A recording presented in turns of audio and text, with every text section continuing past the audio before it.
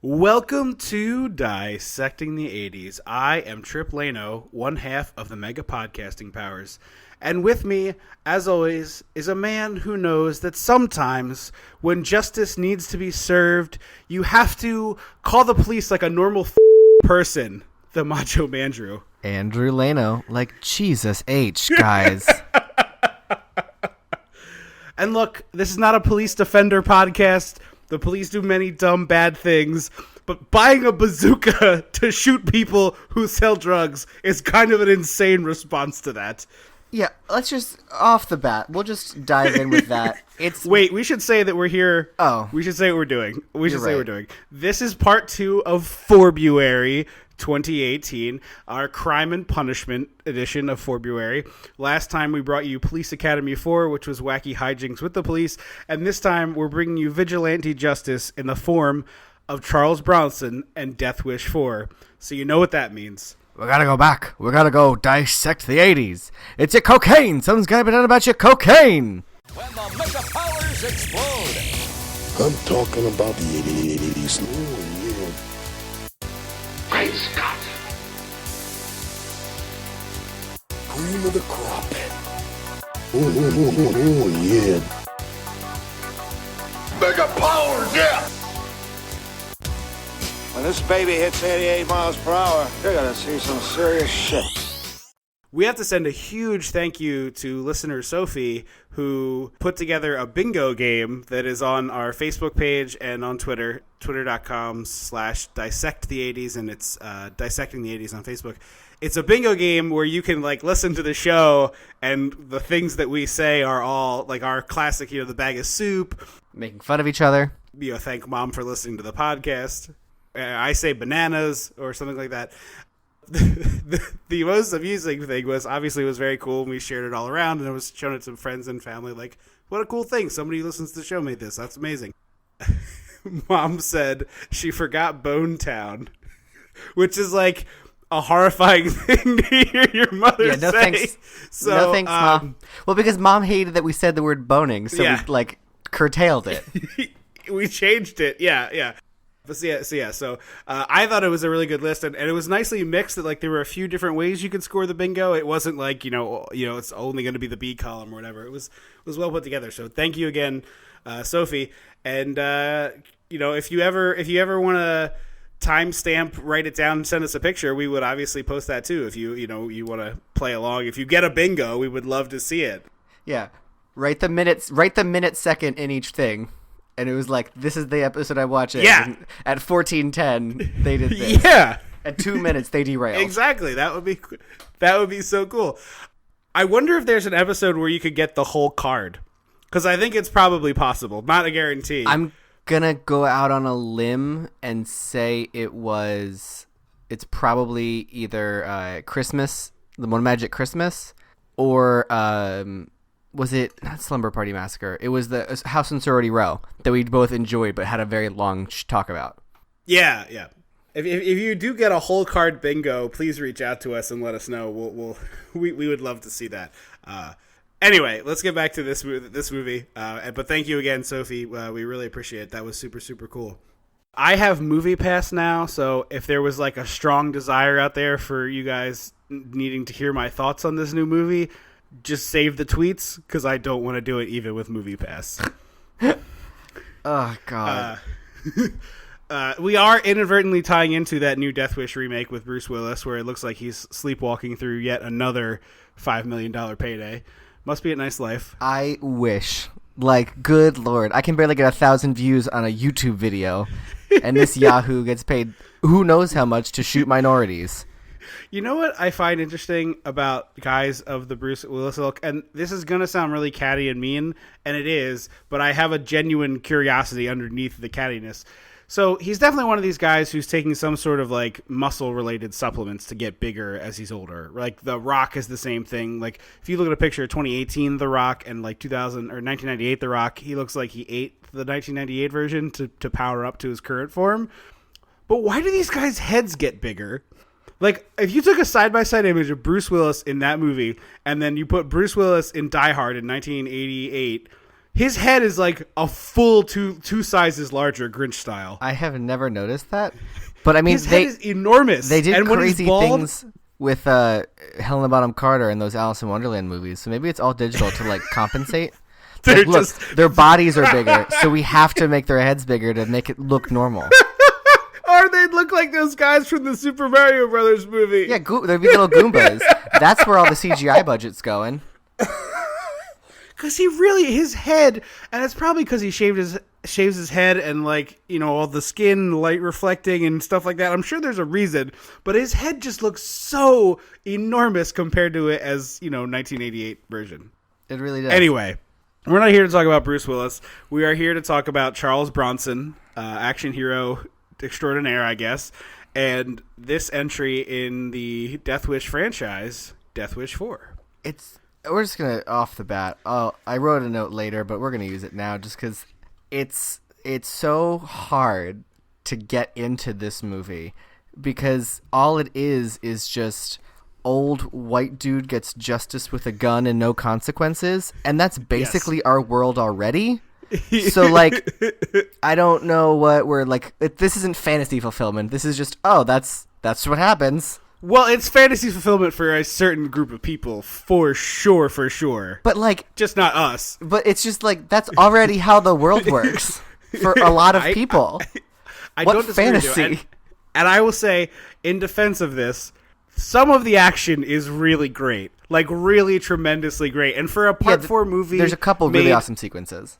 Yeah, for a movie made on the cheap, it's a Part 4 movie. You know, I will say I don't think Charles Bronson really mails it in here. I think this is. I don't think he's good in this I don't know movie. anything about Charles Bronson, so I can neither confirm nor deny the phoning. Have you never seen The Great Escape? Oh, it's been a long time. He's one of the prisoners in The Great Escape. It's a I've good seen performance Chicken there. Run. I will say this. I don't dislike Charles Bronson. I think he played a certain type. I think he's definitely dyeing his hair in this movie because he's 66 and this is the fourth one out. He definitely seems to be doing a little Just for Men, which is fine. It's a good looking thing going on up there. It's kind of ridiculous hair for a man of his age. But you know what? If I had that hair at that age, I would rock it too. Especially today when we're living in like the golden age of older male action heroes, like Liam Neeson got to come Yes. back in his 60s to do Yeah, Taken. I think he's also in his 60s, yeah. Like, that is the bar where I'm at now. So Charles Bronson just feels like a frail old man with a gun. Like, he doesn't Yeah. feel like he'd kick your ass. He feels like, No. I have a shotgun! Although, I will say he does have that, like, scary old man strength thing where, like, he could get you with one good swing maybe and put you down if you weren't expecting it. Like, I think he could get one good punch in. If he rabbit punched you? Yeah, no, I think you're in the confrontation with him and he gets off one good shot and it's whether or not you can because after that he's out. Like, he's donezo. He's not throwing another good punch. But if he can hit you right on the button at the right time, he can get you down. It's that, like, grandpa strength where it's like a musket. It's a single loaded musket and it's really old, so it might not fire well at all, right? It might just blow up in his hands. But if it hits, it's hitting. You know what I mean? Okay. He might swing. Okay, He I might get swing that. and miss. Like, there's an equal chance that he will swing, miss you entirely, and fall down and break his hip. Like, he's just puts himself out. But if he connects, that punch is a good punch. There's just one of them. It's just, I agree with that. That makes sense for me. But you're right. He doesn't have. It's also. We've talked about this before on the show. Action heroes of the 80s versus action heroes of the 2010s. Like, The Rock, as an example, we just talked about, is freakishly enormous. Like, he looks like a superhero drawing, and he's a real human. Yeah. Whereas Charles Bronson is like our dad, in that he's like in fine shape, but he's not some roided out He doesn't dude look who's like gonna he could lift me up and just like throw me under the roof of a building. No, he's not gonna flip a car. Whereas, like, The Yeah. Rock, I think, would eat the car. He would just tear a bumper off and chew on it because he's enormous. So the hook of this movie, you've never seen a Death Wish movie before, right? No. This is your first Death Wish Yes. movie. Okay, so in the first movie, it's kind of justified. His wife and daughter are raped and murdered. I forget. I think the wife gets killed and the daughter gets raped. I thought this movie implied that his wife was killed in the first one and his daughter was killed in the second one. Maybe that's what it is. One of them gets. There's a rape and murder in every Death Wish, which is really disgusting. Well, except the fifth one, but we will probably never get there. It's a 1994 movie, so you're on your own for that. But in the first movie, that sets him off to go after his wife's and daughter's attackers, whom he kills. And you know what? Like, I could see how that reaction is normal and feels justified to a person. Sure. Not to bring the sad real world into it, but we just saw that guy in the Larry Nassar sentencing of the gymnastic stuff. The dad of two of those girls jumped a barrier and tried to beat the piss out of the guy. Like, I get it. Yeah, That 100%. is I get how A leads to B, but when you hit the fourth movie in the franchise, one, the fact that it's another personal crime related to him is bananas crazy.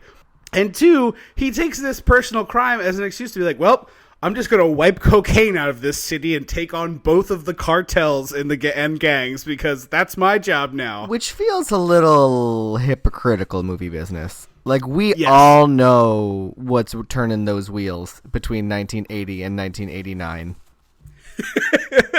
Oh, you mean the sniff brigade that was in charge of Hollywood? Yeah, like, why are they... I feel like that's a weird choice for what I would assume is a mountain of cocaine in the middle of a writer's table. You'll notice that the thing that the girl ODs on is crack cocaine, not cocaine powder, and I don't think that's an accident. Oh, is that why he said smoke cocaine? And I was like, I don't do drugs. But I was under the impression that cocaine was a snorting drug, or one of the spoon injection drugs. It's a snorting drug. Yeah. I'm picturing that with like a folksy Apostrophe. apostrophe after the end. Yeah. Yeah. You got There's your like you go to a popping, party. you're snorting, you're smoking, and you're spoon injecting. There's a pile of mystery powders at the party, and it just says snorting drugs, and the R's are backwards. It's on like a piece of wood that's a little crooked. Yeah, exactly. These are snorting drugs. So the movie starts with a woman in a parking garage with some very sexy saxophone playing, so you know it's going down in the bad way immediately. I have to say, the opening was very well crafted and tense and like a little scary as someone who is not an imposing figure alone in a parking lot or a parking garage. It's scary. I would be scared. I mean, you'd have to be crazy to not be frightened You'd in have the to be The situation Rock. this woman faces. What's that? You'd have to be The Rock to not be scared. Yeah. Even The Rock, I think, would be a little bit touched off in this situation. Her car won't start, and then she sees a guy wearing pantyhose over his head, sort of standing in the under a light, so he's lit creepily. He looked like a me character, like on the Wii when you make yourself. Oh yeah, Had all that like squished face. yeah. I always wondered, even as a kid, I thought it was weird. I guess the pantyhose over your head is just to just make it so your facial features are kind of indistinguishable. I thought I was always under the impression that was more of a camera thing. Like it helps blur your face for a camera, but doesn't really do much for in-person stuff. And that would make sense in an era where it's basically a VHS tape up there. Yeah, you're looking at 3 pixels. Yeah. But anyway, first it's one guy, then it's two, and then it's three, and then suddenly they're all around her car. And one of the things that I found really entertaining about this scene, because it very quickly goes into the dark place that I don't want to be in a movie where you're watching this woman get assaulted. Mercifully, it's short. They start trying to break the windows of this car, and they very clearly did not put stunt windows on this car because these dudes are wailing on this car with baseball bats, and it's very difficult to break through the glass. It takes a good minute of movie time of them just like bouncing this baseball bat ineffectively off the windshield. Yeah. Like Lemonade led me to believe that it was pretty easy to smash a windshield on a car with a baseball bat. Well, just another one of the many things Beyonce has led you astray about. Also, I thought it was weird that like the sound of their instruments hitting the windows sounded like gunshots. Yes. So I was like, are they getting shot now? Like, what's happening? So then Charlie Bronson shows up and he pulls out a gun. The guy's like, "Who the hell are you?" And he says, "Death." And then he shoots all of them mercilessly in the parking lot, including one dude who he wounds in the leg. And this is like Chekhov's him run Charles away. Bronson. Yeah, that's his move, apparently. You wound him, and then you hunt him down like a damaged gazelle, and then you shoot him after you say something mean to his face. So I was like, I hope I don't have to know shit about this universe, because this woman walking to her car was literally 3 minutes of her walking. And I was like, am I supposed to know this character? Like, is going to be like, oh, shoot.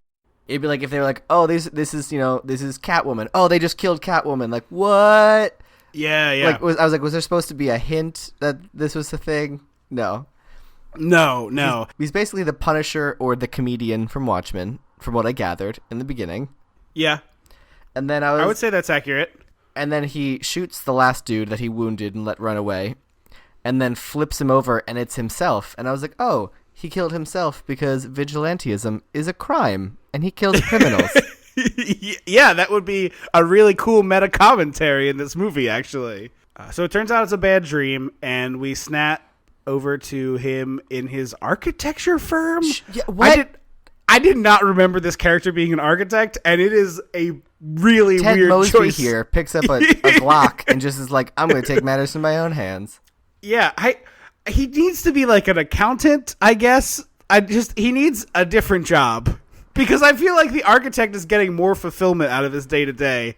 Yeah, I want like the definite like you said, an accountant, a little like wormy guy. But an architect just feels confident already. Like their job is to like tell people what to do and what to build. Right. And also it requires creativity, which the only other thing we see from him in the movie that's creativity based is the fact that he murders people in unusual ways. You know, good murdering. So Audrey from the Vacation movie, the Thank first you. one. I was like, why does she look so familiar? And then I looked her up. She is I guess his stepdaughter. He's been dating this woman for apparently 2 years, and she and the daughter are both like, hey, you're great. Let's make this a real deal here. Like, let's family this up. Let's do this. And he's like, I'm not sure I want to commit, which, like, I don't know, dude. You've been through the darkest thing that a person can get through. I feel like you should be jumping on this chance. Like, yeah, this woman wants to be with me. Take it. Yeah, but he knows it's going to happen again, and he'll have to grant another cursed. death wish. He was cursed by a traveling gypsy, much like Thinner, but instead she was like, family murder and terrible things. So she's going out with her boyfriend to the arcade so they can buy some drugs. That's open till 11, I guess? Yeah. And he sees her take a hit of a joint in the car, so you know they're going to die. Because this is a movie made by very conservative white men in the late 80s, and drugs are very bad in Reagan's America. Except cocaine. Yeah, except cocaine. Well, cocaine is the root of all evil in this movie. But that's, again, like, these people are, like, the people who wrote and made this movie are 100% doing cocaine.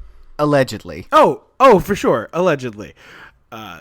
So she leaves, and he's talking to his girlfriend, and they're having this very important heart-to-heart about their relationship, and he's basically being like, hey, if we go now, we can catch this movie and be home in time to make sure we're here before Erica gets home. And she's like, I would rather talk about our relationship status because that's more important to me than whatever movie you're going to drag me to. And also probably Bone, dude. You know this is like a reissue of the Guns of Navarone or something like that, and she's just like, "Oh my god, another war It's movie!" the original 310 to Yuma. Can we just stop with the war movies? No war and no westerns. I'm tired of wars and westerns. So Erica, But it's such a weird, stilted conversation between these two, and it's like, this is the fourth Death Wish. At this point, you know what you're getting from Charles Bronson. Why are you having this long conversation where he's trying to establish his relationship parameters? yeah, I think it. I don't know. He clearly is not in the upper echelon of his acting at this point in his career. No. Although, hang on, it says apparently the entire script was rewritten while filming, and Bronson was constantly having problems with dialogue and requested more rewrites. So it's possible that they were just like, look, he's not going to be able to memorize things, so we'll just give him the easiest stuff to say and put a gun in his hand. That most of his dialogue is one-liners except this conversation, so that makes a lot of sense. It's essentially what happened with Batman and Robin when they were supposed to get Patrick Stewart to play Mr. Freeze and instead got Arnold Schwarzenegger and had to rewrite the entire script. Wait, what? Patrick Stewart was going to be Mr. Freeze? We lost out on like the perfect Mr. Freeze and got saddled with Arnold doing ice puns. No, I want Patrick Stewart doing ice puns. That's the ideal Mr. Freeze. Mr. Freeze is a brilliant character. Nice to meet you. Like, are you kidding me? Yes, please. Well, he was no. They had him cast, and they're gonna do like actual Mr. Freeze, where he's like tortured Somebody- and Shakespearean, and then Somebody out there needs to get get the script of this movie and Patrick Stewart and a big bag of weed, because we know he's down. I've seen that video of him doing triple takes with his like 27-year-old girlfriend in a treehouse. I know Patrick Stewart gets down. Him, Ian McKellen as Batman, and we stage a live reading of the Batman and Robin script at some theater in Los Angeles, and we charge $45 a ticket. Nobody loses here. Somebody out there who's listening, I'm in. I will invest. Let's get this happening. I agree. I would rather see a better script, but yeah, they were like, oh, we're gonna have a one of the most brilliant actors of our time, and then oh no, we got Arnold Schwarzenegger. Quick, just throw in some ice puns. Do you know he pays Warner Brothers $1 a year to rent that suit from them to display in his home? Are you serious? I just read that online today. That- Allegedly. I'll put allegedly on it. I believe that though.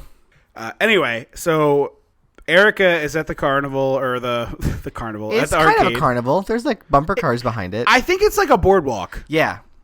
So she gets a special packet of drugs from the drug dealer, and he's like, don't share this, it's just for you. And it's like a significant amount of crack cocaine that he gives her to not share. The bag is pretty full that he gives her. And then we get a phone call, and it's like, oh, your daughter OD'd, and they run to the hospital, and her first line to the doctor is, she doesn't do drugs. And the doctor says, well, she did tonight, which is like my favorite line in the history of movies. I Are you love it, kidding but me? also, buddy, let's a little tact here. It's like, lady, we're treating her for an acute cocaine overdose as we speak. Yes, she did. She did. I know that she did it. And then they go into the room, and there's a nurse literally straddling her on the table. Yeah, doing the like clear and chest compressions and stuff. Wow, I forgot 80s hospitals were real like you could smoke in them. They were just straddling patients to administer the defibrillators. It was a real lax time to be in a hospital. Exactly. Smash cut to Charles Bronson is at the arcade now, and Erica's boyfriend is confronting the drug dealer like, hey, you did this to her. I'm going to the cops. Like, I know everything. I'm going to the police. Which is like, hey, just do that part. Yeah, you and don't don't have to- threaten the drug dealer. You don't need to get off your one-liner or like anything. Yeah. Just do it. So he gets stabbed. Charlie Bronson watches him get stabbed to With a death. Romeo and Juliet dagger. Yes. It's not a switchblade. I don't think it is. It just looks like bequeath unto my bosom and die Shakespeare. There are several stabbings in this movie that are done with Shakespeare-era daggers. It's very bizarre. Yeah. So Bronson sees that happen, and then in one of the coolest deaths in the movie, well, the first of many cool deaths in this movie, I will say. It's like a Friday the 13th style. Yes! There's like 3 Friday the 13th style deaths in this movie, which is cool for an action movie. He shoots him and he falls on the bumper car roof and he gets like totally electrocuted. And then there's my favorite is the panicked but calm voice of the person running the bumper car booth. It's like, please remain in your vehicles. Folks, do not exit please remain in your vehicles. Whatever you do, remain in your cars. Do not exit your cars. And I just love the idea. I want that guy to have a whole sub movie where it's like he has to give a statement to the police, and then he's having like PTSD and he can't make the ride work, and then like by the end of the movie he learns to make the bumper cars go again. And then it ends with him getting a notice that he was hired to work at Jurassic World. I'm in. Somebody That feels somebody like make the that logical happen. progression for that man. Yeah, no, absolutely. And then we get a tatted up, makeup pierced 90s gay telling the police. It's Mark Pellegrino. Wait, what? I don't know He who's played that. Lucifer on Supernatural. Oh, really? Yeah. I don't remember a whole lot about Supernatural TVQH. Two big Supernatural alums is Mark in this movie. Mark Pellegrino and Mitch Pileggi, I'm not sure how you say it, who I believe was the yellow-eyed demon. He's the bald guy with the big ears. He gets killed in the factory later. Yes. Okay. Yes. Yeah. So 2 big Supernatural guys, and also Danny Trejo for like a second. Yeah, I saw that. I don't know this to be certain, but it's early enough in his career. This is probably like towards the top of the amount of dialogue he had by 1987. But yeah, Anyway, you were going ahead. The 80s gay is exactly what Mark yeah, Pellegrino he's was like playing. wearing a shredded up tank top with tattoos and eye makeup and a piercing, and he's like, I saw which way he went, and like tells the police the last 3 numbers of the vehicle. So I was like, oh, that feels like a lot to go on in the 80s. Yeah. Like, I feel like if you were to do that now and be like, oh, it was a blue car with these 3 last digits, they'd be like, oh, well, we can't do shit about that. Like, there's too many cars now. That's what they told me when somebody hit and ran my car when I lived in Frederick, and my neighbor was like, hey, I got the license plate. And knew the last 4 digits of an 8-digit plate. And they were like, can't do that. And I'm like, he was like, this is the make and model of the car and the last 4 digits of this. And they were like, sorry, can't do anything about a whole plate. And I was like, certainly there is more that is not true. That cannot be true. I realize that this is just a hit and run where a person broke the mirror off my car and like that stinks and I have to deal with it. But if this was a murder, you couldn't tell me that there's nothing else you can do. You with could that run partial information. plate numbers. I've heard it on Right. Law and Order. It's like certainly that if you have to be able to make that happen. I'm not asking you to zoom and enhance, buddy. I'm saying here, do something Yeah. with this. Yeah, I came home and my side view mirror was dangling off, and there was a note from my neighbor that said, I got the make, model, and half of the plate. Just come over and get it from me and call the cops. They told me no. So we go to Charles Bronson's house, which is so beautifully 80s. Yes. It's very much the middle place in The Good Place that just full like pastels and weird seashell lamps and Yes. bizarre art. You're kind of like, what's the theme of this house? And then the answer is a shrug. The 80s. Yeah. And there's a note under his door that says, I know who you are. And he gets a phone call that's like, did you get my note? And it's like, Mom, you don't have to call me every time you email me. Yeah. The email will go through. If you that's not a jab at our actual mother. That is not a jab at that is just a comedic general mother joke. just making sure. I sent Dad. I think it's the second time he's listened to the podcast. I sent Dad the clip of us talking about him helping hide a body in the Slashuary episode about House on Sorority Row, and he did not find it as funny as Yeah, I thought. I was like, oh, this is a humorous thing that we paid you homage. No, he thought it was great. Anyway, he ends up going to the guy's house after he gets invited there, and it's sort of like the house in The Big Lebowski. I don't know if that rings. Yeah, I didn't think you've seen that, but anyone out there who's seen it, it's this elaborately ornate old money rich guy house that has like dark wood paneling and beautiful framed photos, and you kind of expect a bunch of suits of armor to be in there somewhere, although we never see that part. It's really gorgeously appointed, this house. And then he starts talking to this guy and laying out the plan, and the guy basically is like, I'll pay you a whole lot of money to just get rid of all of the drugs in this entire town because I'm my Bruce daughter Wayne, also got killed. and I'm too old to Batman. So Yeah.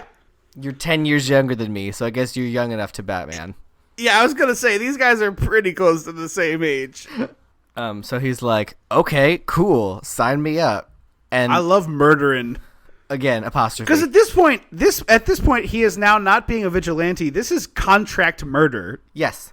He has is not- he has no proof that these people are doing anything wrong other than this man's word. Yeah. And the guy hands over files of information on these people, like where they live, what their alleged crimes were, how they've gone to jail for these crimes but not really served their sentence and all that stuff. Yeah, it's definitely the person who's like just looking for an excuse to do some murdering. Right. So we go to the funeral for the daughter, and the mom is having a bit of a breakdown. He's like, it's not your fault. It wasn't my fault when it happened to my family. It's the drugs. The drugs are evil. No one, they're the worst thing possible.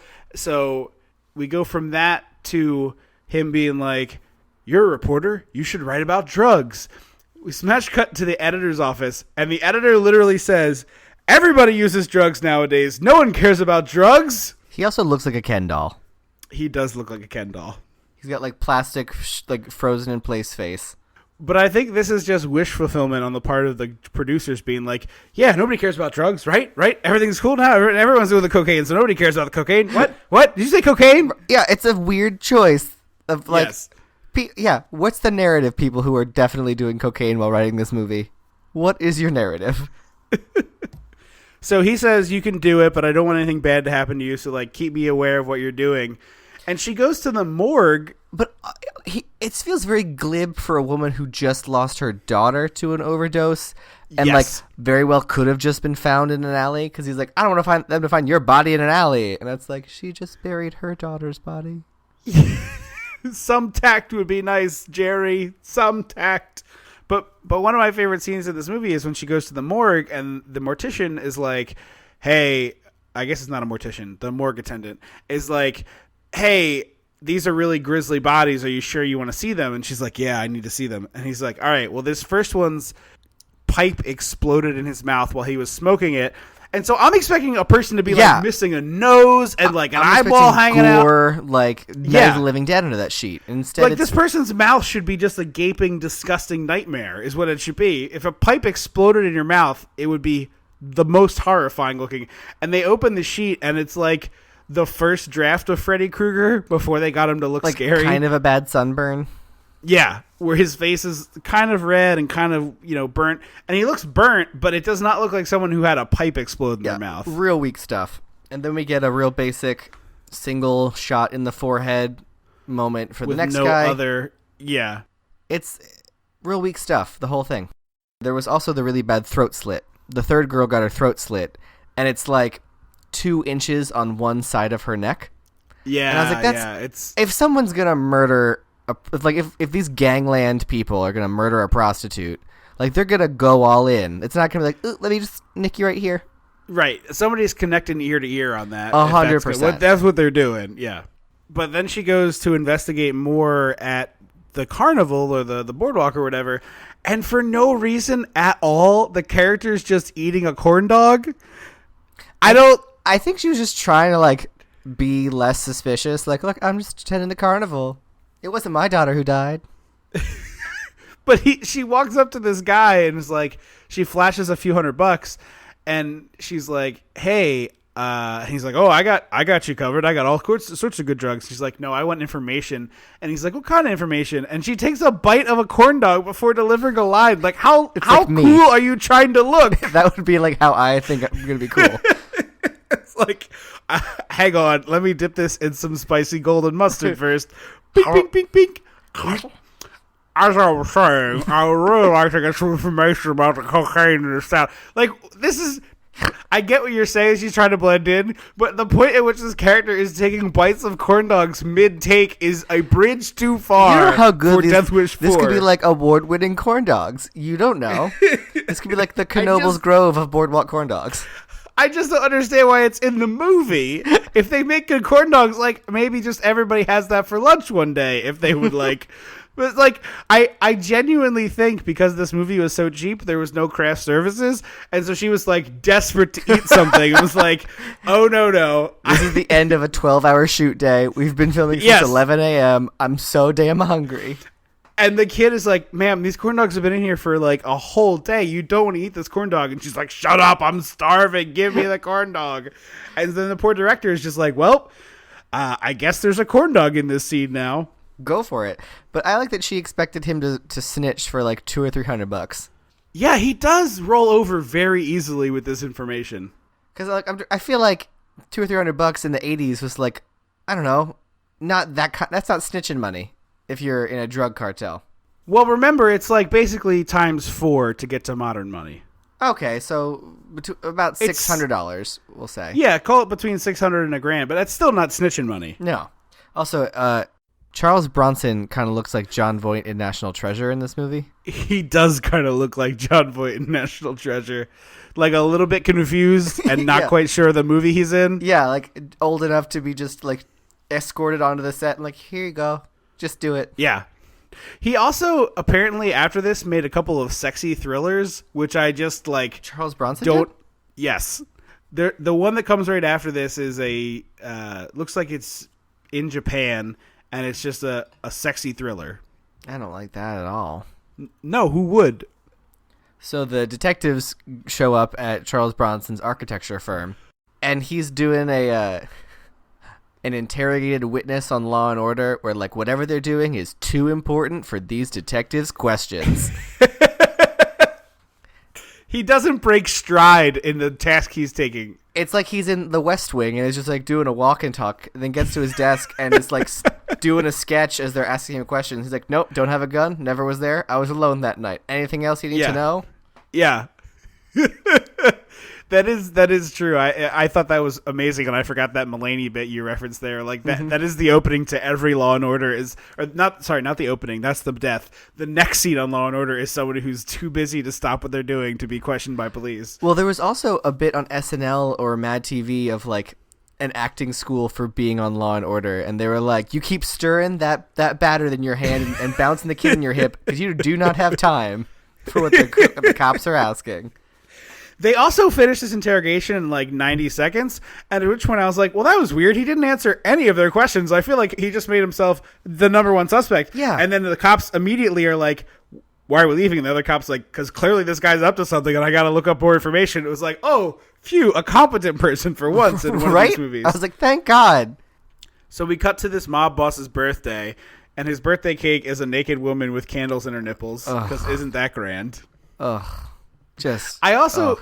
I find it really amusing how mob boss stereotype went from The Godfather in 1972-ish to like 80s bad guy, mafia guy, somewhere in the interim, and stayed almost exactly the same all the way through The Sopranos. Because The Sopranos guys would totally have bought this cake for Tony, and they were totally all about the strippers because they owned a strip club, and that was like part of their daily routine. And it's just this exact type of slimeball Italian dude it was like a 30-year run for this exact subset of for character. sure. It wasn't like it went from classy like on the day of my daughter's wedding to like, hey, look at the tits on that one, and it stayed as the second guy for 3 decades. That we were just like, yep, that's what they're like. And it had been established enough that Last Action Hero used that version of a gangster. Right. Yeah, I find it really amusing that this is like, it could be, you could do that weird, creepy Google head replacement thing and put Tony Soprano's guys in and keep the dialogue the same, and it'd be like, this is just like a Sopranos scene. Yeah. So Charles Bronson is trying to, I guess, wire. Oh, go for it. The mafia guy proves his toughness by eating a birthday candle that doesn't go out when he blows on it. Yeah, I mean, it's just wax, but like, your mouth is wet enough that the flame's not going to hurt your tongue. But why? Right. It still looked pretty cool, I will say. I mean, it was stupid, but it looked kind of cool. It's just wax lips. It's not a real candy. So Charles Bronson's like, someone is like, oh, we need more ice. And Charles Bronson's like, I'll go get it into the house to where the ice is. I'll go inside. No one worry, I'll be inside. And picks up a mop bucket to go inside to get ice. Yeah. Hey, let's, I don't know, think about our prop work. Now, I know they probably didn't have anything else on set. It was a Cannon movie. No, there was an ice bucket inside. Oh, really? Yeah, when he goes into the game room, there is an ice bucket on the table. And I was like, you couldn't have put, like, come on. So he goes to, like, and, like, bugs the phones and hears people coming and hides in the bathroom rather than, like, run to the door and be like, just getting some ice, don't mind me. And by hides in the bathroom, we mean to say leaves the door open 18 inches and puts his face in it and just watches the entire interaction that happens in the adjacent room. Not even. He doesn't even do... He shuts it and then opens while they're in the room. He doesn't even do like a Scooby-Doo where it's like open a crack and he's looking with one eye. The door is almost open. His face is framed with light on either side. It's not like, oh, his face is kind of wedged in there. It's like he opens the door wide enough so that you can see past his head on both sides. And I understand he's like an older man and probably his hearing isn't as great as it once was, but certainly there's a way to cue him as a director without having to have it look so ridiculous. There is. Put a PA in the room with him with a walkie-talkie. Right. It's real easy. Well, I'm not sure they had walkie-talkies on a Cannon film set, because that might have set off all of the explosions they were planning later that day. Okay. So, to prove his, like, mafioso toughness, he's like, oh, look how jovial we all are. Stabbed! And a guy falls down, and you can clearly see the, like, square plate on his abdomen that the knife hilt is attached to under his shirt when he goes down, because there's a weird, like, square pop-up. And I was like, I see you, movie. And Charles Bronson loudly closes the door. And it's like, at least wait for a moment of like volume. Yeah, or just step back into the darkness. Like, what are you doing? You're drawing attention to yourself at this point. You have now drawn attention to yourself. Yes. Good job. And so like the mafioso has his guys go in there and they find Bronson what looks like peeing, I guess. Yeah. And he's like, I was just in here. And he was like, oh, I trust you, I guess. Help clean up this dead body and we'll give you some money. And I was like, that man just stabbed someone he knows. This doesn't feel like... And then he gives like a knowing look to his subordinate. And I was like, oh, never mind. Yeah. Because at first it was like, this is really bad mafia-ing. Oh, no, you're just good. Also, I'd like to point out here, the first time it happens, this is one of like 3 different times Charles Bronson puts on a disguise to infiltrate one of these places. And the one is just like a suit.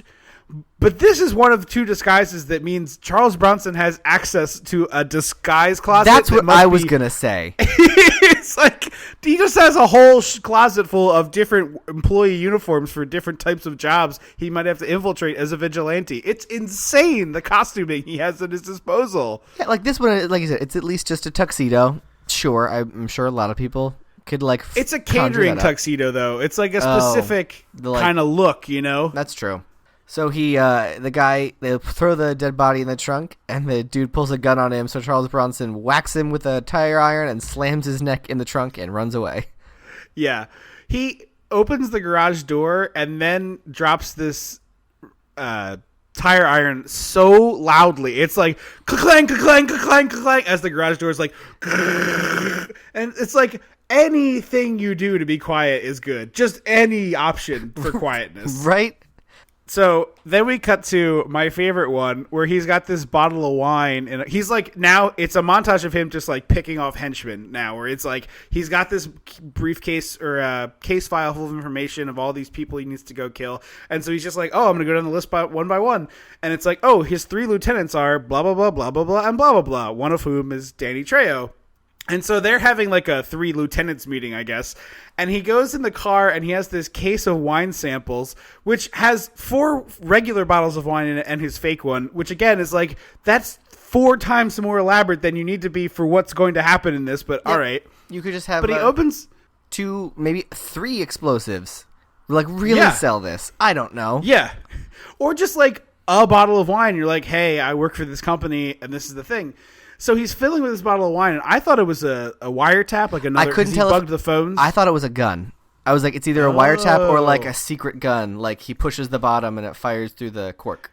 Yeah. But so what it is a bottle of wine where there's a seam about 4 inches up on the bottom, maybe 3 inches up, where the bottom pops off and you have access to the inside, which turns out, spoiler alert, is a bomb. But we don't know that. The audience does not know that until it blows up, which is kind of a great thing in this movie. Mm-hmm. But there's a seam all the way around this bottle of wine, and to cover it up, he puts on a regular size bottle of wine sticker, and it's like, dude, and it's just all the way at the bottom. If I saw that bottle of wine, I'd be like, whose like homebrew is this? Right. And also, why is there a huge seam in this glass bottle? They don't normally have seams. Of course not. If you're going to do this, you need a label that goes all the way around. Mm-hmm. But so he goes in and he pours a glass of wine for the bartender, and he's like, hey, he's a booze rep, basically saying like, oh, drink our wine. It's great. And he's like, oh, let me bring this to your customers. They really like it. And the bartender's like, oh, no. He pops the bottle of wine down, and then Danny Trejo is like, I know you from somewhere, and yanks him into the table. And it leads to this great exchange where Bronson's getaway move is to throw a glass of water in his face and sprint for the door. But because he's like 66 years old in real life, his sprint for the door looks like a sad turtle of some kind, where it's just like... Danny Trejo reacts to this water as if it's battery acid. Yeah, he really does. And I was like, it's a glass of water, buddy. Yeah, like it would startle you, but he does. He's like clutching it in his face like it's melting off. It's very ridiculous. If the Real Housewives can handle this, so can you, Danny Trejo. I wish I had thought of that joke. But then the explosion again. We've spoiled it for y'all listening, but when you're watching this movie, you don't know it's a bomb, and so he's running for the door, and then suddenly it's like orange flame burst, but it just the whole fake. screen. It doesn't. You don't see a thing explode. The screen literally, it's like a little kid with Windows Movie Maker where it's like, I'll put this explosion over the whole screen, and it's like kablooey, as if like a nuclear test goes off. It's the whole so screen. bad. Yeah, and, which is crazy because this whole movie they blow shit up left and right. They just constantly blow things up. But this one, they're like, oh no, we're just gonna copy paste the explosion from earlier and just cover the screen with it. It's an explosion wipe. I've never seen an I explosion haven't wipe. either. I wish, but honestly, I want more of them now. Now that I've seen one. Like, what is this? So then we find out real quick that he's hiding his dossier and all of his murder plans just under his regular blueprints at work, which feels not the best place to hide things. No, it really is not. And so we then get this guy comes to town sometimes and works at a movie store. So Charles Bronson pulls out his magic movie gun silencer and He also takes an Uzi, which I only know from movies as a gun that sprays bullets like nonstop. And from GoldenEye, I think. Go GoldenEye. Oh, also, I always think of True Lies when she drops it down the stairs and it kills 10 people. So it's a gun that, like, in movie logic is like spraying bullets, and he's using it to fire single shots, which is like it just doesn't like. I only know about guns from action movies because I am a big weenie. So like.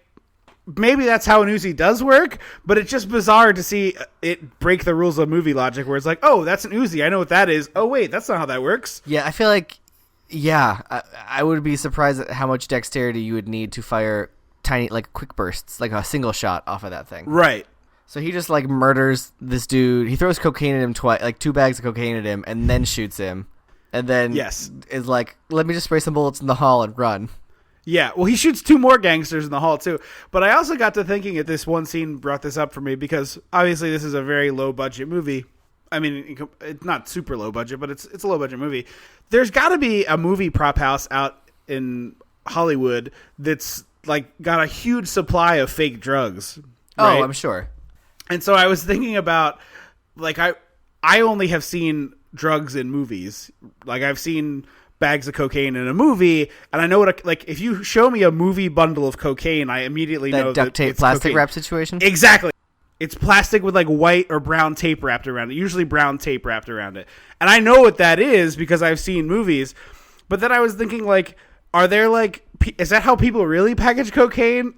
If I saw cocaine in the wild, would I know it was cocaine? Or are they hey, if we just don't package it like the movies, people will not know what this is instantaneously? I mean, I imagine if you're transporting large quantities of cocaine, that seems like a good way to pack. Oh, this is X amount. They're oh, this is I don't know, how much would that be? A pound? A brick? A kilo? Pound, yeah, a kilo, sure, a kilo. usually?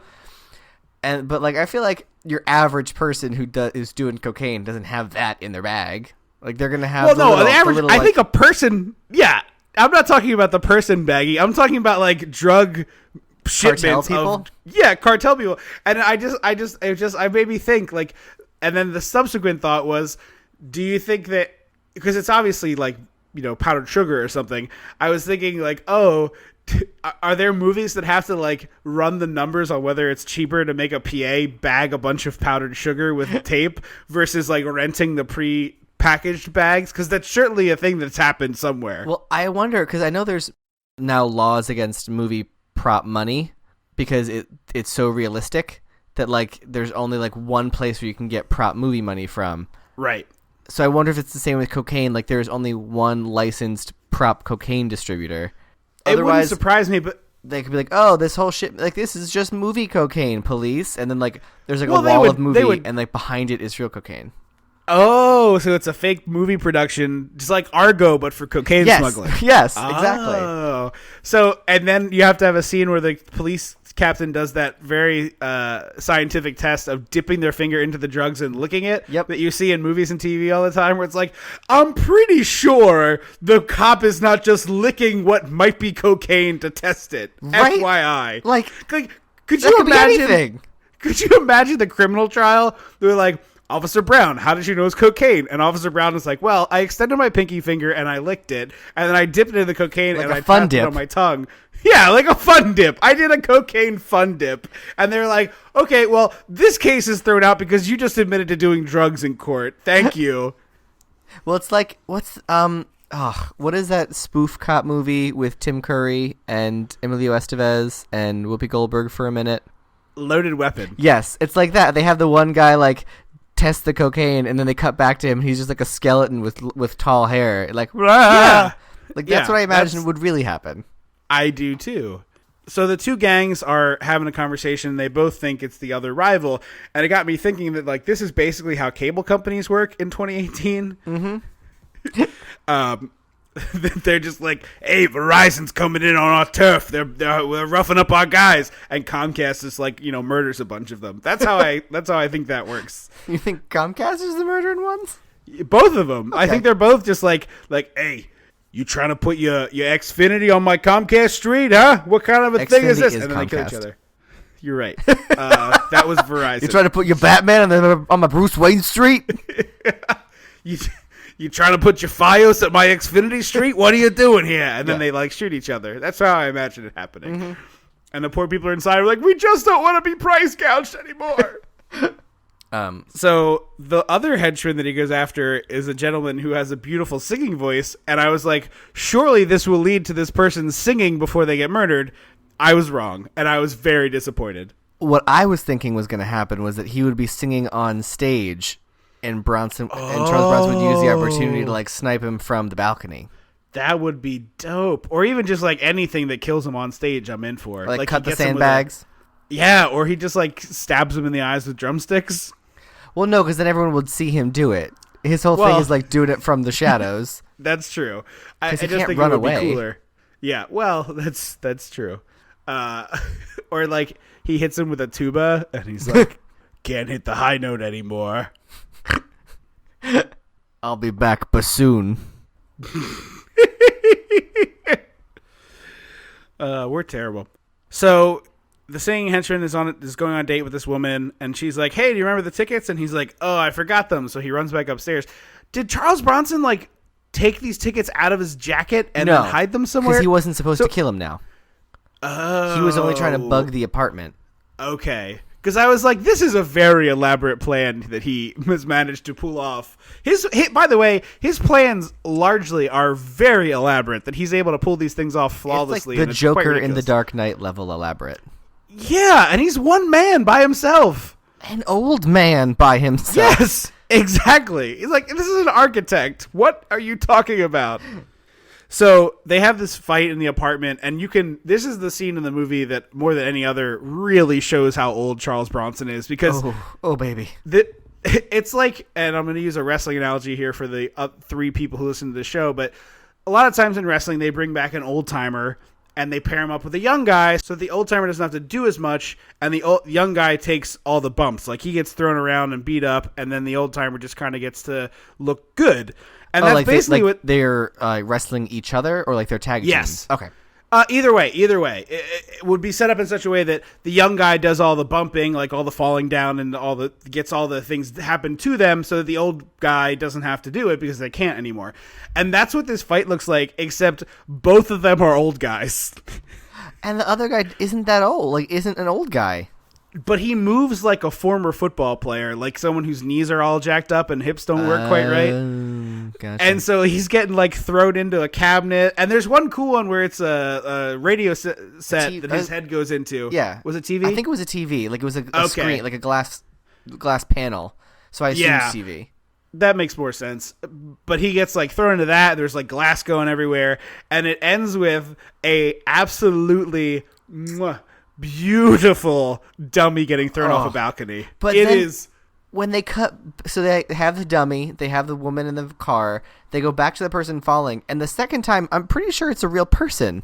It is 100% because it doesn't do the dummy elbows thing where they go the wrong way, which Scarecrow. Yes, exactly. Scarecrow fall, which is something you see a lot in a canon movie. So either they built a much better dummy than usual, or they did a stunt fall and green screened it because it looks gorgeous. Mm-hmm. And then he smashes onto a car, and it's not quite the bag of soup you hope for, but it's still pretty dope. Yeah, it's pretty cool. And so the Asian cop of the detectives sees Charles Bronson drive away, and they do a weird like zoom in on his license plate thing. And I was like, we already established that this license plate belongs to Bronson because you guys questioned him about that. You already established all this. Like, no, don't show me again. And so then he goes to meet with Stan Lee in a movie theater. Yes. This scene is one of several in this movie. There's just literally no reason for it to be in here. Can you imagine how hard it would be to light this where there's like a flickering movie coming over the top and then they're lit in the movie theater? Like, it took them 6 hours to set this shot up for 11 seconds of dialogue that are just, the next guy's over here. Okay, I'll go get him. Well, it actually wasn't a full movie theater. It was... So they built like a special set for this? No, it's the Cannon Group's viewing theater. Oh, okay. That's why you only see... It's like when Disney Channel stuff goes to the movies and there's like 4 rows. Yeah, that makes sense. So he goes undercover in this factory in perfect factory uniform and a little metal lunchbox, like a perfect little stereotype. And he, like, this is another one where the guy says to him, okay, it's a fish cannery. The front of it is a legitimate fish cannery for like pet food and the back is drugs. And the guy's even making money on the fish cannery part. How crazy is that? It's like, why is this dialogue in this movie? Why do I care about this as an audience member? That he's profiting on the fish sales does not move the needle for me. Because, spoiler alert, we don't care. No, who could possibly care?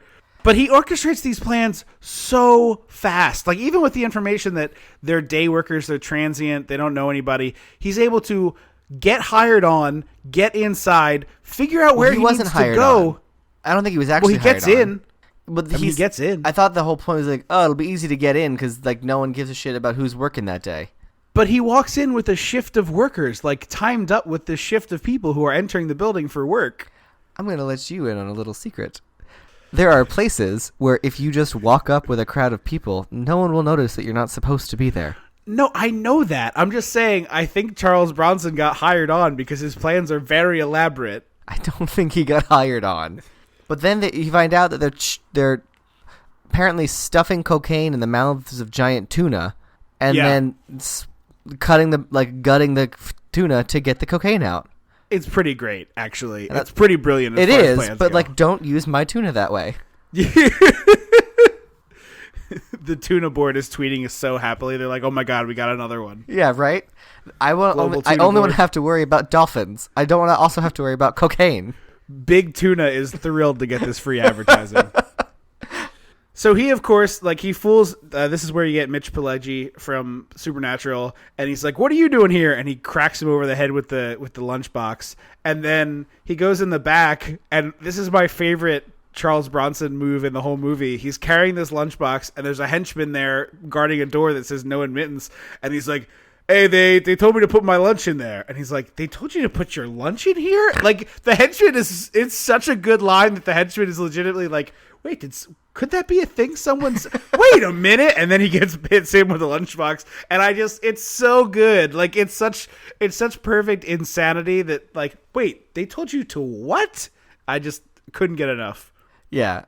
And so Bronson pulls an Uzi out of his lunchbox. Tiny lunchbox. His tiny little lunchbox.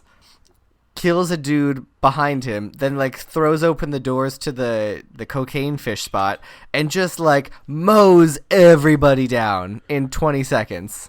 Yeah, he does not give one crap that some of these people could be mostly innocent, and he's just like spraying bullets at them. And then he pulls a bomb out, and it's actually dynamite with a clock on it. It's something out of like MacGyver and Murder, She Wrote. It's something out of Looney Tunes. It's actually a bomb from the Roadrunner cartoons is what it is. He throws it in, and then he goes like running away from it, and it blows up. And there's a guy on the loudspeaker being like, "I'll give $1,000 to whoever kills this guy." Calm down, Mr. Like, Salt at the nut factory. There's like 4 guys in there who are like trained bad guys with guns that are shooting at him, and then a bunch of other workers who seem to be like actively going for it Could you imagine someone being like, anyone who takes down the armed gunman who blew up this place gets $1,000, and you not being like, I'm gonna go hide in a bathroom. I'll see you guys later. Like, I was under the impression that some of these people were just fish cannery workers and knew nothing about the devious actions. Most of them are just fish cannery workers. So he blows up the back room and then like drives away in a van. And I guess He drives through the wall in a van. I block out a lot of the nonsense. He drives the white nonsense through in a this wall. It's so good. It's the good kind of nonsense. He drives through a wall. It drives away, and then we like go over to check in on our cop friends to be like, so what's the deal? Like, what's happening? And the Asian cop has like figured out that it's Bronson, but doesn't say anything. And I was like, why aren't you sharing with the class? Yeah. And then plot twist, he's a dirty cop because he's a POC, so he can't be a good guy. Well, that is sort of the narrative this movie establishes pretty early on and sticks with. Women are props and POC are bad guys. Yes. So this cop goes to confront Bronson and is like, hey, I know you're the vigilante. What of it? And Bronson is like, well, I know you're a dirty cop. And he's sitting at his table this whole time. The cop is talking to him. Bronson is seated behind a cubicle wall.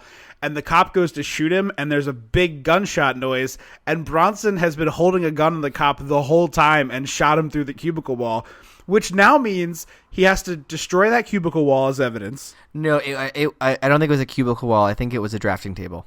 Okay, well, whatever it is, he's got to destroy that because it has a huge gun hole in it. And now he has to dispose of a dead policeman's body who has been shot in his office. And nobody knows that he was a dirty cop. Right. You have no proof of this whatsoever. Well, because I was like, oh, maybe if there is a security camera in the office, that would have been a good idea. You could use that. Yeah. And like he came in and pulled a gun on me. Or just be like, this whole conversation's been on camera. If you leave now, I'll delete it. And then don't delete it. Mm-hmm. But no, instead he starts an episode of Law & Order and dumps the body where a jogger runs. Exactly. So now the other cop is hot on his tail and is really angry about the fact that his partner's been killed. And the two mafia families are going to meet in this oil field. So he stations himself above it like a sniper. And I'm thinking, like, what is his plan gonna be? Like, he's gonna snipe one and hope no one like realizes that it was a sniper. But I was happily proven wrong that if someone gets shot when they're surrounded by people with guns, they assume one of the people with guns did it. Yeah, it's very, they're like, we've been set up, and then it turns into just like an all-out gunfight, which is funny that you didn't think of that, because that's exactly what I thought he was going to do from all my years of watching comedies where this happens by mistake, where like the blundering idiot is like, hey, I'm gonna hide out here, and then accidentally kills a guy, and then suddenly everybody kills everybody, and the dumb guy's like, oh, that's weird. It turns into a great movie ride for a second. Exactly, yes. So he shoots the one guy. It starts a shootout. He shoots some oil barrels. It shoots that out. The head mafia guy on the one side runs like Jem from Jem and the Holograms. He sure does. Just runs around as everyone's leaving, be like, Nick, flailing his little penguin arms. So Bronson shoots him in the knee from like 500 yards, and he's like rolling around in it, like in intense pain. And Bronson walks up to him holding a 4x6 picture of his stepdaughter and is like, this is for her. And the guy's like, genuinely is like, I don't even know who that is. And it's like, she smoked your drugs and died. And the guy is very confused at this being the reason why he's about to get murdered, and then he gets killed. And it's really good. It's really very good. And like, it's clearly the actress's like glossy mini headshot. Oh, it's absolutely it's is. just like, it was part of a 4 set that she like gets printed out and sends to people, and they just cut out the 1/4 they needed. If they flipped that over, it would have a list of her special skills in it and all of the community theater she did in Iowa. Yes. So the rich guy calls him up and is like, hey, great work. I got one last thing to talk to you about. You got to come here. And he's like, absolutely not. I'm done. He's like, well, then I'll just tell the police everything. So he goes to this secret meeting point, and this guy's like, get in the car. I'm going to drive you to a place. And he gets in the car, and he locks him in and runs away. So Bronson immediately knows what's up, because apparently he's the smartest man alive. But it takes like 10 full minutes to try and leave. He like well, shouts that's because for he's a very old man. He like shouts for his attention a couple times, and then is like, wait a minute. Get out of the car. Right. Like, get more upset about this thing that's happening to you. But he makes it away, and they blow up this car, and it is a actual car that gets blown up. Yeah. It's really cool looking. Yeah. They just should have set the timer shorter. Yeah, yeah. So one of the things that happens a lot in modern movies, and honestly, like most of the time you don't even notice it, they use, CGI fire for safety reasons, and I get that. Mm-hmm. But man, watching cars really blow up, it just will never get old to me. Cool. It's real cool. And like the parts where there's a later one where you see the fire like pouring like it almost like climbs underneath the top of it, like once the explosion blows out the windows, like another part of fire like swoops underneath in this really cool curling motion and gets underneath the mushroom lid of cloudy. the car. Yeah. And man, it just like there's nothing cooler looking than watching them blow up a car. I know it's a stupid thing, but it's really like a great part of this movie is how many cars get blown up. Yeah, I don't know. It always annoys me because I'm like, look, if the Jaws ride and the Backlot tour and Earthquake attractions can have like 30,000 explosions a day, then I think you guys can have some more explosions in your damn movies. Yeah, I agree. I mean, I get if there's a reason why you can't do it for safety, but a lot of times I'm sure it's just because it's cheaper not to blow up a car. Yeah. So are headshots more prevalent in today's movies? Yeah, I think so. Because I feel like everyone, he even like the point blank ones, he shot everyone in the chest rather than like the head spray. I think it's normally because they would have squibs on the guys and they're like bullet like the blood spurts. Yeah. But this movie weirdly had not enough squibs in it, so a lot of people got shot and in the chest, and then they'd roll over and be bloody. But there wasn't like a spray of blood, which is a disappointment because this is the kind of movie we'd expect squibs everywhere. Yeah, I want fountains of blood. The squib budget was way too low in Death Wish 4. I'll be upfront about that. So he tries to leave and he gets arrested, and turns out they're not really cops. First, he goes to confront the guy who sent him. Oh, that's who right. Was like, do set that. up the meeting, and his butler answers the door, and he's like, you can't see him, so he like grabs the butler with a gun, and is like, take me to him now, and like Vincent Price in Edward Scissorhands is there, so like what we thought was old is like, nope, there's even older in this movie. This movie's taking us to age 90 now. Like a skeleton with like saran wrap in a box skin just stretched over it. He's like, what? And so Bronson's like, oh, this guy had bamboozled me. But the guy he's talking to is clearly wearing a clip mic. Oh, really? It's on his shirt. I was like, is that? And I was like, it's 100% what that is. I didn't notice. Nice catch. Yeah. So then he goes to get arrested by fake cops. And he has a really clever thing he does. I love these kind of things. They do it in Die Hard too. Yeah. Lots of action movies where they ask a very specific question and the answer to the question gives them enough information to learn something important. So he's like, oh, are you taking me to haven't I seen you at the station on Sunset? And the cop's like, yeah, I've been around there. And there obviously is no station on Sunset because he immediately starts like trying to kick the grate out between the front and the back seat. Yeah. And then it causes them to go over a perfectly placed ramp hidden behind a car. That's a little visible. Those car ramps that you put behind your trunk when you park. And so they flip, and I was like, how did 80-year-old Brittlebone Bronson not die in this car crash? But right. Two young, able-bodied fake cops did, but then we find out one of them survived.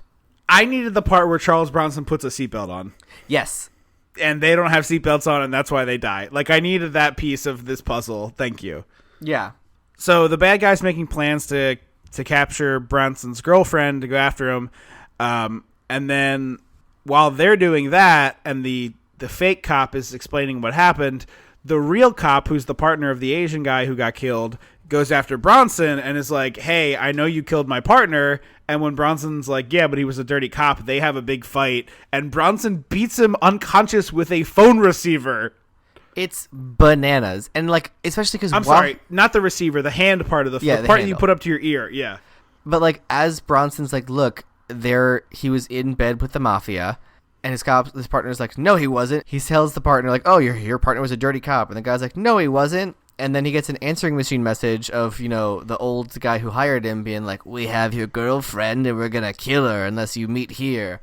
And the cop's like, I don't want to hear any of this. That's definitely a crime happening. Yeah, like, I know that you're upset, but this is a real thing you could prevent from happening. This is an actual crime, buddy. So they have a big showdown, and Bronson manages to blow up one of the vans that the bad guy has in this showdown, and that is the best explosion in the movie by far. Because so earlier when we were at the oil field, and I was like, you know what gun would you really need right now? You need a rocket launcher, because I think video games. Anytime I think of guns, I think video games. And then later he pulls one out, and I was like, where was this? Like, I feel like this would have been helpful.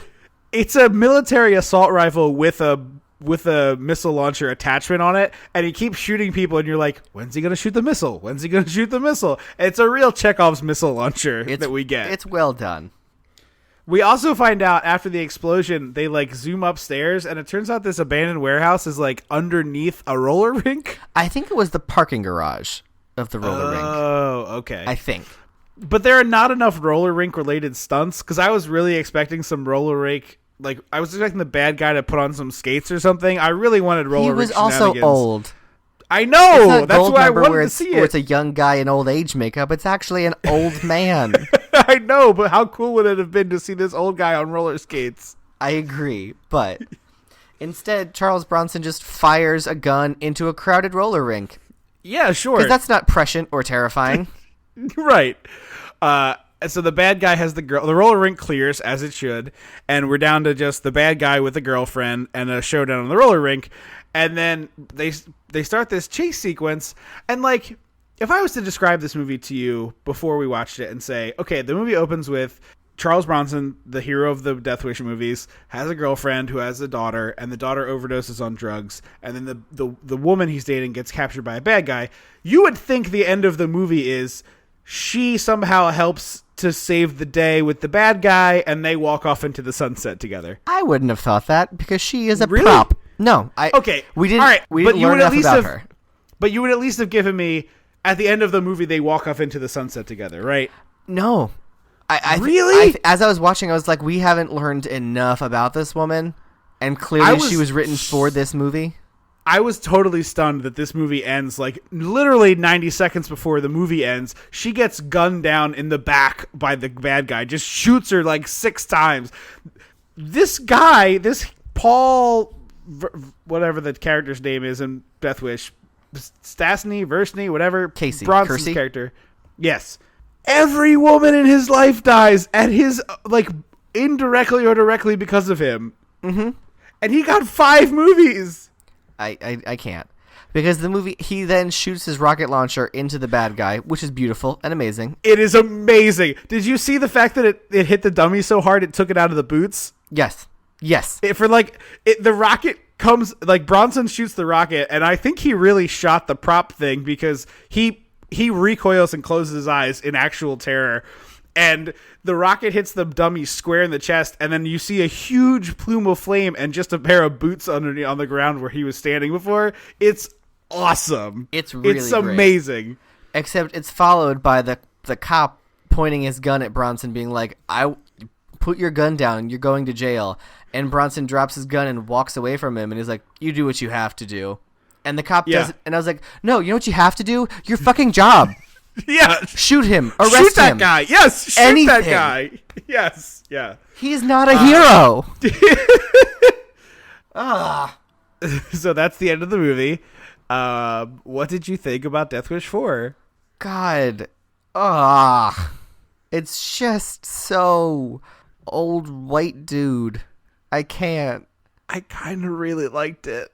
I didn't want to, all of the criticisms you're lobbying at it are 100% correct. This movie's like moral attitude is one that I find repulsive, but it's just so perfectly 80s action cheese that it's just like exactly the type of I think what you should do is get the movie and just fast forward it until you see a gun and then push play, and then as soon as the gun goes away, you just fast forward it again until, because the plot is inconsequential. I mean, it's literally inconsequential. It super doesn't matter. Nothing. The plot is just how can we make it so that Bronson has to do all this murdering, and I really think if you just like fast forward until either you see Bronson with a gun or Bronson with some sort of gadget and watch for like the next chunk of minutes, it's really enjoyable. Like, it's exactly the kind of cornball cheesy action that I just absolutely can't get enough of. All right, he shoots a bad guy with a rocket. I can he get shoots a behind bad that. guy with a rocket.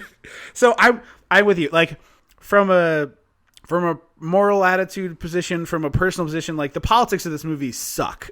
I mean, it sucks, but it's so perfectly 80s action that I can't not recommend that to people. So I will say it's 100 minutes long, which is lengthy for this. I watched it in if two it was shifts. like an 85, 90-minute movie, yeah, I would probably be and- more inclined to be like, sure, watch it to hate it. But it's 100 minutes.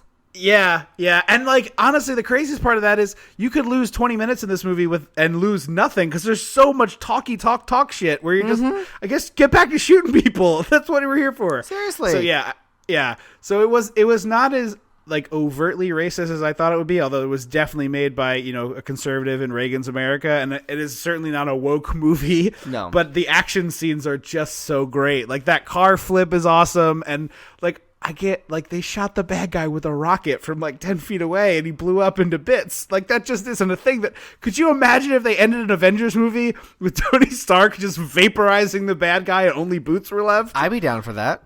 Me too! There's just, like, a stain where the guy used to be. Like, I mean, like, ugh. I feel like James Bond does that kind of stuff all the time, though. Yeah, Like, I mean, didn't he this drop is, a like, guy into a smokestack from a helicopter? Yes, but that's like not the Daniel Craig Bond is more like those Bourne movies where the action's kind of gritty and real. And I like my action movies to be stupid. Like I really would much rather it be dumb than realistic. And so I want a guy thrown off a balcony and landing on a car, and I want a guy shot with a rocket. Like I don't want to watch people actually fight. Like that's not a thing that interests me. I want to see the cartoon. But I will watch Daniel Craig in a bathing suit on a beach. Daniel Craig is a great James Bond. Those movies are very enjoyable. The fight scenes leave a little to be desired to me, except for the Bond 50 where they had the like Home Alone ending. I thought that was magnificent. Was that Spectre? I think so. Because Yeah. the Craig ones are Casino Royale. It wasn't Quantum of Solace. It was the Skyfall. one Oh, after Quantum. there's 4 for him. It's Skyfall is the one I'm thinking of. Skyfall. I think the end of Skyfall is like Home Alone, where he like sets up booby traps in his childhood home. Oh, and he I've catches not. bad guys. I like the Yeah, music in it's- those movies, but I've never seen a whole lot of them. No, it's great, and Judi Dench has a really big part in that one too. But yeah, anyway, I think I have to recommend this movie. Like, I really did not. I was expecting to just clown on this movie for a whole podcast, and like the action parts are just so good. The rest of it is trash, but there's like 20 really great minutes here, and I think that carried me through the other 80 that were kind of meh. There is another one of these that came out. So this killed. Canon Films went bankrupt shortly after this. They owned the Death You Wish don't rights, say. I think Canon Films went under for money laundering reasons. Oh. I think there was. Yeah, I don't think it was like because they made cheap movies direct to DVD. You mean filmmaking wasn't the key interest of this production company? No, I think they were. I think they made movies like the same way that Blumhouse works now, where it was incredibly cheap, and then they. In this case, they released them direct to VHS, and they made their money in the rentals because that was a legit business 30 years ago. Yeah. But they eventually went bankrupt, and so there wasn't another Death Wish movie until 1994, which means that Bronson would have been 73, I think, if my calculations are correct, 72, 73 years old. In that one, I've seen it, like clips of it. He uses the machine gun that Arnold uses in the Terminator, like a Gatling gun. Yeah. Like from an airplane or Is a it helicopter. mounted on his walker? It's something like that. And he also has a bunch of rockets and he's blowing cars up left and right. So I've never seen it, but I've heard it's ridiculously over the top in the best way. Yeah. So that's, I would say watch at least parts of this because they're really delightful. I'm sure there's a hit clips on YouTube. Yeah, exactly. That does it for this edition of February. Don't forget to check us out on Cynical Cartoons. We were on that the same day as our previous episode dropped. We were on that talking about the Police Academy cartoon. Don't forget to review the show wherever you get it. We just got one recently from DK Smith 323, and that review is Radical. which is a great headline. Great job, DK Smith. This is one of my favorite podcasts. Thank you. Most of the movies I've seen that they dissect makes me want to watch them again. As for the ones I haven't seen, they make me want to check them out. There are also movies I've seen but forgot about, and listening to Trip and Andrew brings it all back. I like that a lot of the movies they do are available on the streaming platforms like Netflix, Hulu, and Prime. Keep at it, fellas. So thank you very much, Yeah, DK thank you. Smith. That was a really nice review. Thank you so much. Sorry it took us a little while to get it on the air, but we had some episodes backlogged for a vacation that we were just recently on. So sorry it took a little while to get out, but thank you so much for that. If you want to hear your review, all you have to do is leave one. That's it. There's no special trick. There's nothing to do. You hop on the iTunes, you leave us a review, and we read it on the air. You can also get at us on Facebook, facebook.com/dissecting80s. It's at Dissectomania. Sorry, it's at Dissect the 80s on Twitter. And you can always call the hotline. That's 856-DISSECT. Or give us a call, or rather, shoot us an email at dissectingthe80s@gmail.com. So now that we've done all that, I think we should tell you what our next episode is. We will see you again March 12th, coinciding with the very release of Heathers on Paramount Network. We will be dissecting the cult classic Heathers. So, thank you very much, as always, for listening to the show. And don't forget, if you like the show, tell 2 friends. We can't tell you how many times we talk to somebody who says, hey, I just discovered your show. I really enjoy it. And I ask them how, and they say, because my friend told me. So be that friend of this podcast. Be all that you can be, Dissectomaniacs. Tell 2 friends if you like the show. If you know somebody who would like it, please share it with them. That's the best way that podcasts get shared. You tell somebody that you like it, and they listen to it. I have been Trip Lano. I will always be Andrew Lano. Until March 12th for Heathers. Don't you forget about me.